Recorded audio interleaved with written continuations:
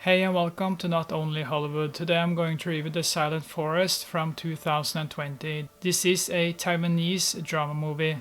A teenage boy who is deaf starts at a new school for deaf students where he experiences things that the school tries to hide. The Silent Forest is inspired by true events I know nothing about, so I don't know how much is true and not true in The Silent Forest. But from what I have read, it's unbelievable that it took so long before the school's secret was revealed. There have been made many movies about schools and sexual abuse. What's interesting about The Silent Forest is that it's the students who are behind the sexual abuse, so that feels like a new angle. But there is something more behind the sexual abuse, and you feel that there is something wrong with the leader of the students who commit the sexual abuse. Is he the main villain in the movie? This isn't a perfect movie. I was a little disappointed as I didn't buy everything that was said and done. There is too much passivity in The Silent Forest. There's a small group of students that commits sexual abuse. There is no one of the students who tells the media, parents or the police when the school does nothing. If you read about what happened in reality, it seems as if several teachers were behind the sexual abuse. While in the movie, the focus is more on the students and what they do to each other. And it works well when the truth comes out, especially when we learn the truth about what happened in the past and what started it all. The deaf students cannot trust the adults, especially the staff at the school. It's difficult to put yourself in the situation of the students, but that none of them contacted other people than the staff at the school feels unreal to me. There are things in the movie that are difficult to understand because there were also older students here. They have to understand that it's not useful to contact the teachers at this school. Or, what's interesting is when we see what happened in the past and how this disease has spread to some of the students.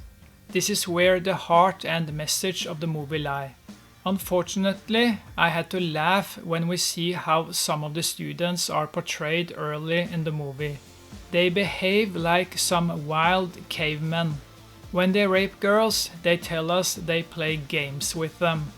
They are so broken. They are fucking crazy. Hey, we are the rape boys. We just play around. We just rape girls. Ugh. No one outside the school feels that there is anything wrong with their behavior. What about their parents? There are things here that I wish the movie could dig deeper into. There is also a silly scene when the protagonist sucks on something to prevent the girl he's protecting from being raped or played with, as the rape boys say so nicely. Seriously. This was a scene that made me lose all respect for the protagonist. What a stupid scene. There are several things that I felt I wanted an answer to when the end credits appeared on the screen. We just see one line of text and that's all. For those of us who know nothing about what happened to the staff at the school, it's like getting a slap in the face.